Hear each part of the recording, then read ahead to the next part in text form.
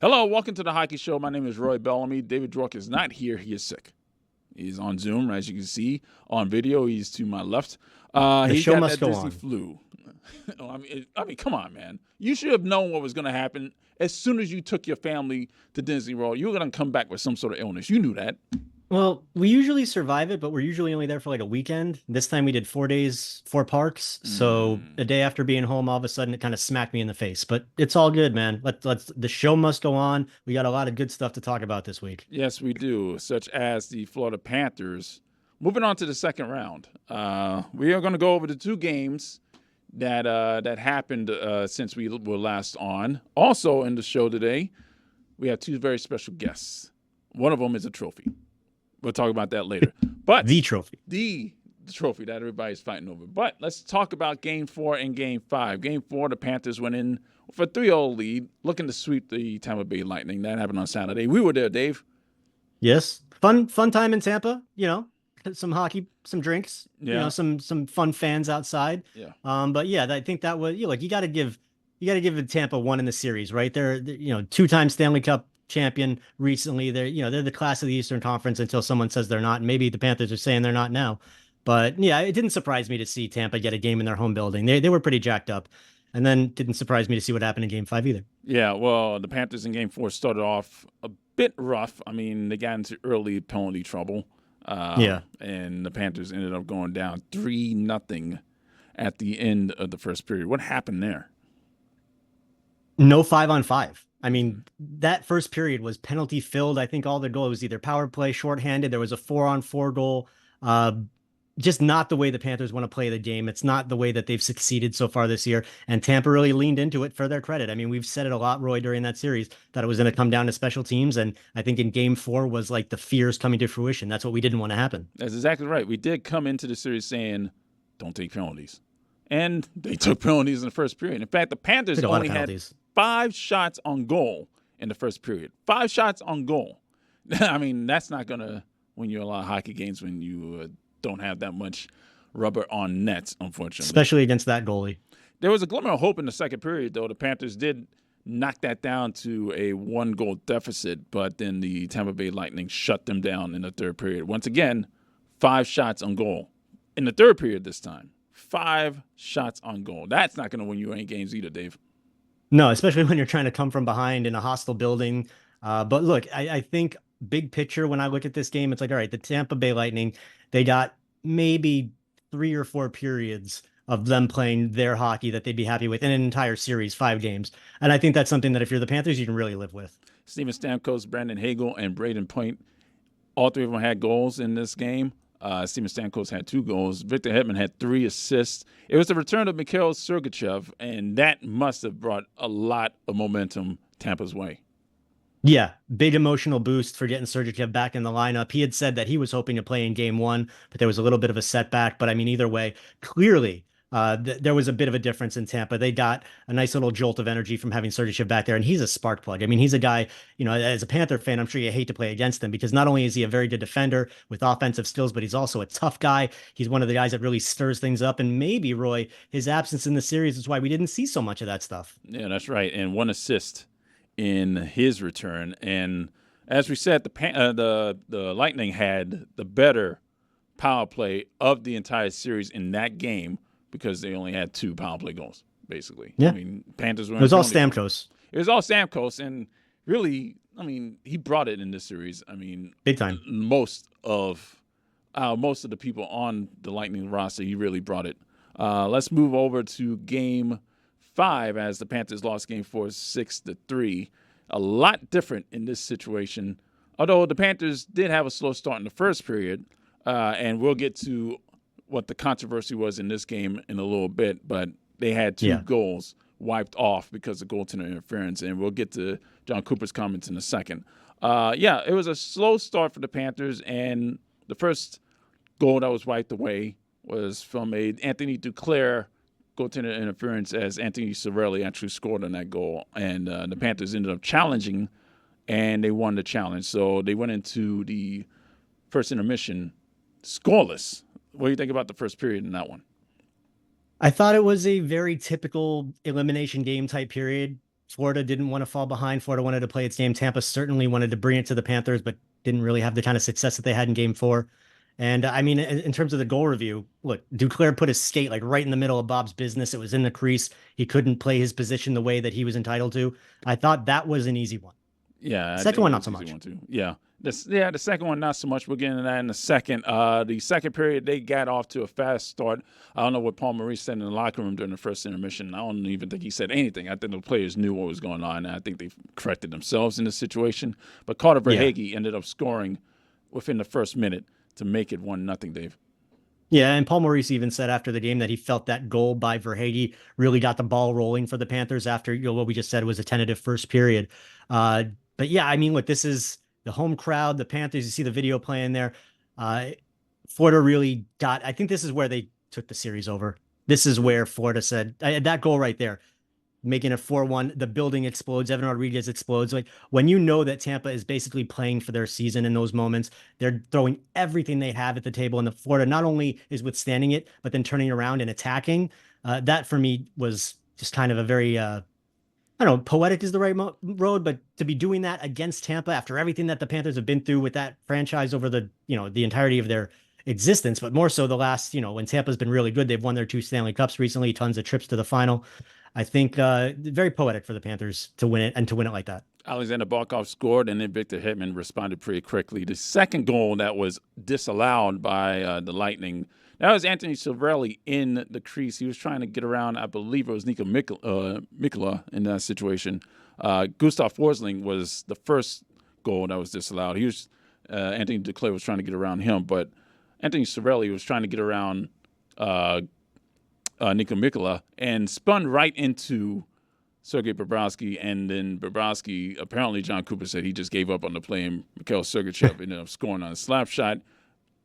But that was waved off by the referee. Yes. And then Tampa ended up challenging, to which they lost the challenge and then had to go on the penalty kill because of this delay of game. The Panthers did not score on that power play. Yeah, I mean, you spun right into the crease and you bumped into Sergei Bobrovsky. I mean, there's not really that much to say in that situation, Dave. Yeah, I think the key for me when looking at the play, because when you see the spin, there's not really a whole lot of upper body contact, but if you watch their skates, his skates kind of get locked up with Bob's right skate for a moment there, and it's quick, it's not big, but it plays a big part when a goaltender is trying to shuffle left and right in the goal crease. I don't know if I agree with John Cooper that Bob gave up on the play. I think he was a little limited by what he could do, but I mean, either way, when that happened, Roy, my initial thought was, as the ref was emphatically waving it off right off the bat, my first thought was, okay, the call on the ice is going to be what's clutch or what really stands out in here. Because I think if that had been called a goal and then reviewed, I think the goal would have stood as well. I think it's just one of those plays where the call on the ice was going to be indicative of how it was going to play out. But either way, if you're Tampa, the way this has played out this series between the goalie interference, goals getting wiped off the board, offside calls, I think there was a couple of them in the series as well. I totally get their frustration. Yeah, and then the third period happened, and then Alexander Barkov ended up scoring on the loose puck, and that's when I said the game ended. That was when the series ended. That was it.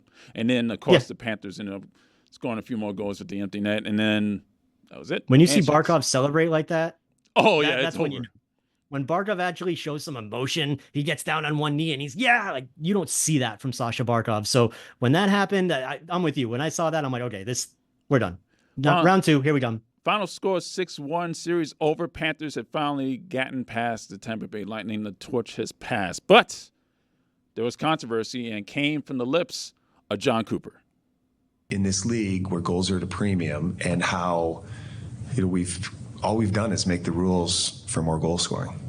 That's what we've done. And every year there seems to be something we tweak so more goals can be scored. And that's great. But, there's mandates, and the words were to pull a goal off the board, it has to be unbelievably egregious.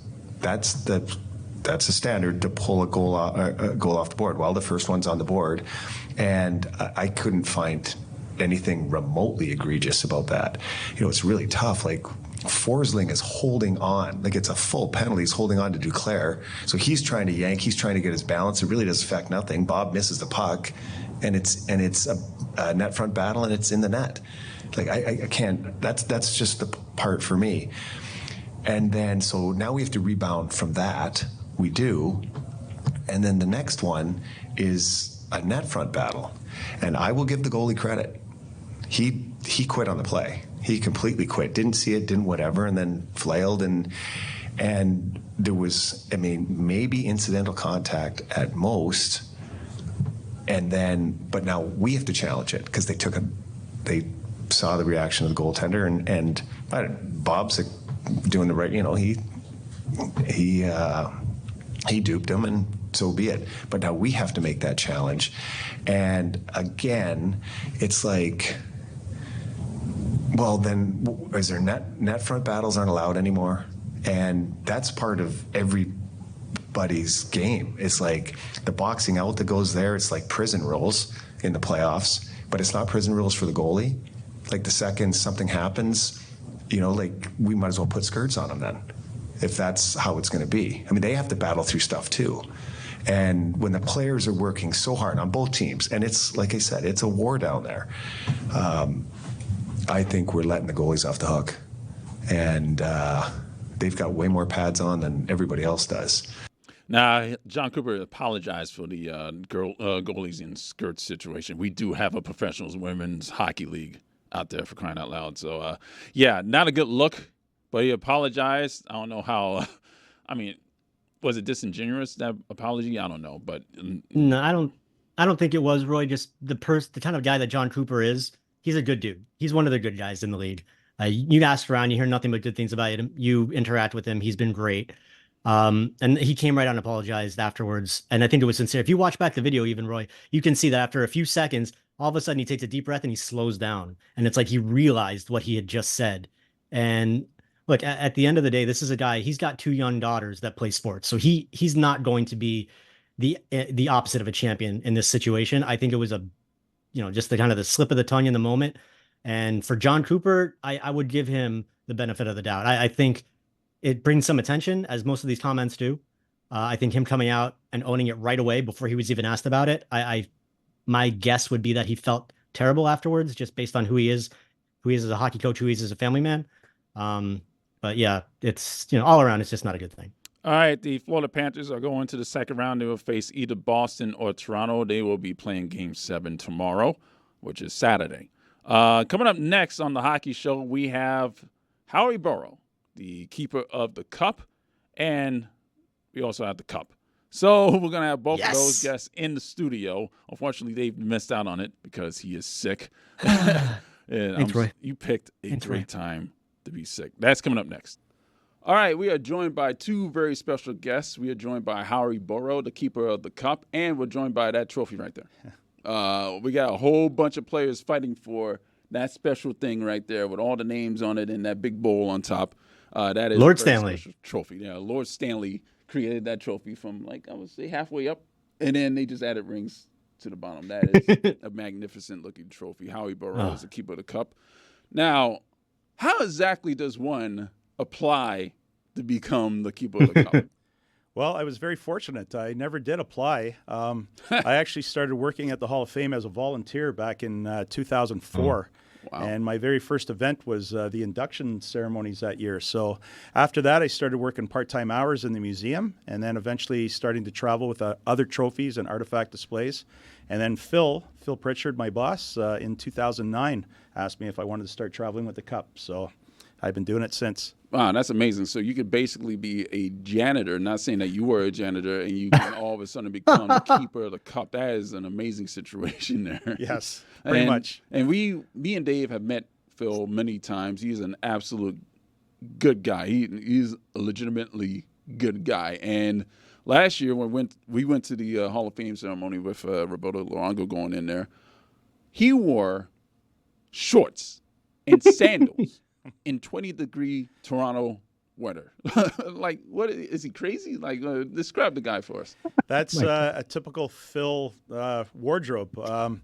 That's just the way he is. I don't think he's outside very much, but he just likes to feel comfortable, and that's just the way he is. He's a very relaxed kind of guy, very good guy, very nice guy, and he just wants to feel good, and he's relaxed. But when he needs to dress up, he will, and he'll make it work wherever we go. So, Howie, I did want to ask you about a little bit of Stanley Cup history. Like a lot of us out here, we probably have an idea of where the cup came from, how it's kind of grown to its size right now. But obviously, you're an expert. Could you kind of give us an idea, just a little bit of Stanley Cup history? Okay, well, the Stanley Cup, it was just the bowl originally. And it was donated by Frederick Arthur Stanley. He was the Governor General of Canada at the time. And he was appointed by Queen Victoria, actually, to govern Canada, I guess. And when he realized there was no championship award for the amateur champion within Canada, he decided to have the bowl created, I guess. And it was probably already formed, but he went out and picked out something that he thought might be an appropriate award. So if you see on the cup, on the bowl itself, the original name of it is not the Stanley Cup. It's called the Dominion Hockey Challenge Cup. Oh, wow. And then on the opposite side of that, it's from Stanley of Preston. So that's where it got its nickname. So it started off just as a bowl. It was probably paid about, in today's money, maybe about $50. And now it's priceless with the history. It's amazing, the growth and the changes and everything that have been made to it over the years. But it's just something that all the players, throughout their whole lifetime and careers dream about winning it. And when you do and get your name on it, it's something very special. Chris Cody has arrived here for some strange reason. No, he's Belly. always welcome. Belly Dworky, sorry to interrupt here, but I just came in to look at her. Oh, wow. Just wanted to get a good look at her. She's beautiful. Don't blame you at all. I'll see you in a couple months, baby. I love you. I missed you. Can I come in and give it a hug? No? All right, fine. I won't. Don't touch it. We might be we're superstitious around here. Like, we don't want to jinx the Panthers. And speaking of which, I'll see you in a little bit, baby. how do you feel about players and maybe even people, fans of the teams that might be superstitious who don't want to touch the cup because it might jinx them from actually winning? PK Subban running away. Yeah. Yes, that was funny. I was there when that happened too, so that was good. But, anyways, players that are still trying to play for it and they're in the league, they won't go near it because obviously they're superstitious too, and they feel like they, want to win it before they can touch it. Fans can be the same way. They don't want to jinx their team.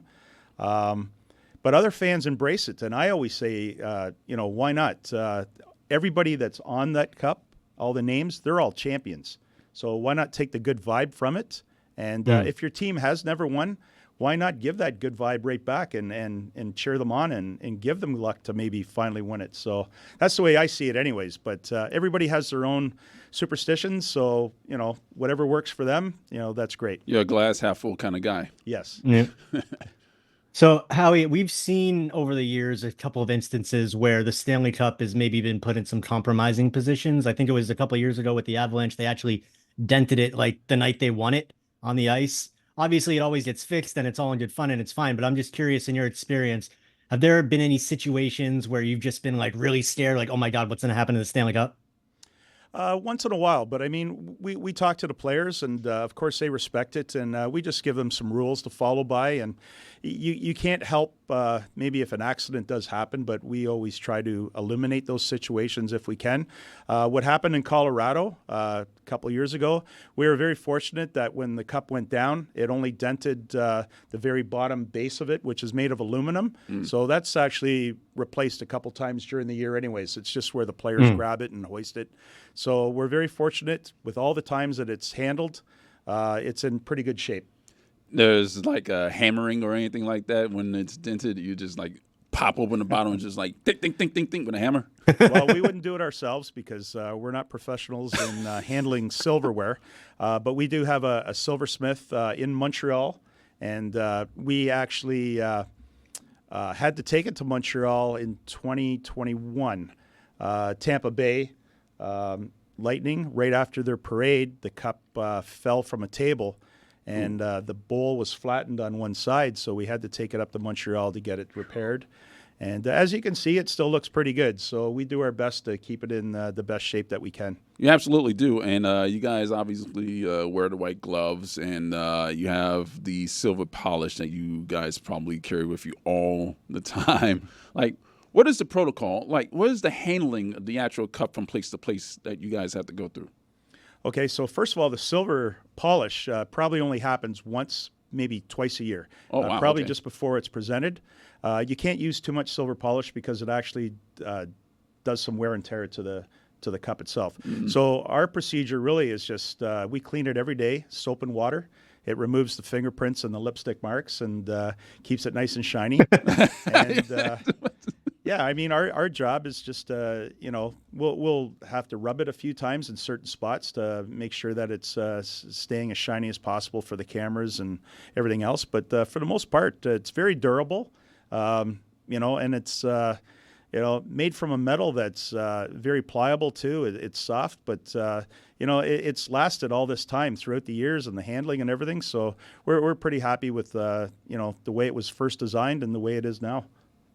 So, Howie, we all know, well, in case the people watching don't know, everybody who wins the Stanley Cup that summer, they get 24 hours with the cup. Every player, coaches, I believe also, they all get their kind of time to spend it with their family to take it wherever they want. They can take it overseas to their hometowns, whatever. And you, as a keeper, have to go wherever the cup goes. So obviously that leads to an interesting question. What are some of the weirdest things done with the cup that you've seen? What are some of the funnest places? Like, is there anything that stands out in your mind from over the years that really kind of like, wow, that was awesome? Okay, well, first of all, it's not 24 hours anymore. Back in around 2009, there was a midnight curfew put on the cup. Oh! And that is because Cup curfew. The cup keepers are human. We need some sleep too, but we're traveling all the time, so we have to be prepared to go. Lots of early flights and stuff, so the players do get a full day with it, so it usually averages out to 14, 16 hours every day with them. With the stuff that goes into the cup, the players, of course, take it back to their hometowns and communities, and they'll drink from it at their parties, champagne and beer, and they'll even allow the kids to have some fun too, and they'll put, some juice or, chocolate milk or something in it. Ice cream. And ice cream, yes. Some of the food that's been in it is ice cream and cereal. Chicken wings, pierogies. Alexander Ovechkin put $15,000 worth of caviar in the bowl. Oh my God! Oh my God! You name it, it's been in the cup. Oh, have there been any heartwarming stories? Because these guys go through a lot of pain and anguish for this trophy, and when they bring it back to home to the families, I'm sure there's got to be some heartwarming stories there. Oh, absolutely. There's a lot of emotions there with, all the hard work that the players actually put in to winning it themselves. But the parents and the families, they put in a lot too, helping cheer these guys on over the years and supporting them with the time and the money and everything that it takes to play the game. And then, to follow them around and support them at the arenas when they play. But there's been a lot of stories with players that maybe, are fortunate enough to maybe be with their grandparents or something at the time of the cup, at their house. And then later on, one of those grandparents maybe passed on. And fortunately, they have those memories, that they can say, hey, at least they were there with them at that time. Other times they're not, but my favorite time with the cup when the players is when they take it to the children's hospitals and they spend some time with them just to put some smiles on their faces and brighten up their day and everything too. But overall, it's a very emotional day. It's one of the best days in a player's lifetime, or a coach or anybody like that. And it's something that may never ever happen again. Some guys are fortunate to win more than one, but if it is only one, then that's something they'll always remember. So, Howie, when we spoke to Phil up at the Luongo induction, he told us there was a few moments where he was on the ice with the cup that just really stood out to him. I believe he said 94 MSG when the Rangers won it. And I think he said when Ray Bourque won it in Colorado in 2000. So kind of the same question to you. Have you had any moments that you really remember and cherish from when the cup was given out, on the ice at those times? Well, unfortunately, my duties don't allow me to be on the ice at the time. Phil is the official curator at the Hockey Hall of Fame, so he presents it with another gentleman, Craig Campbell. But Phil was very nice to me one year, a couple of years ago, when we had the home opener with the Colorado Avalanche, and Phil had asked me to carry the cup out with him.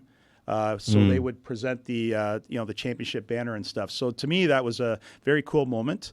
And other than the cup itself, I've been very fortunate to present the Prince of Wales Trophy, the Campbell Bowl in the past, and also the President's Trophy. So I've basically done everything, I could possibly do. That's excellent. I got to assume that Phil giving the cup to Joe Sakic, who then gave it to Ray Bourque, was probably a special one for him. I don't want to put words in his mouth, but it would be for me. Yeah, giving it to Ray Bourque would have been absolutely cool for, 20 22 years of service. Yeah, absolutely. I would think that would be cool. Yeah. Howie Burrow is the keeper of the cup. We really appreciate you bringing this majestic trophy in here, and we appreciate you joining us today. Well, thank you for having us. It's great. Great to be here.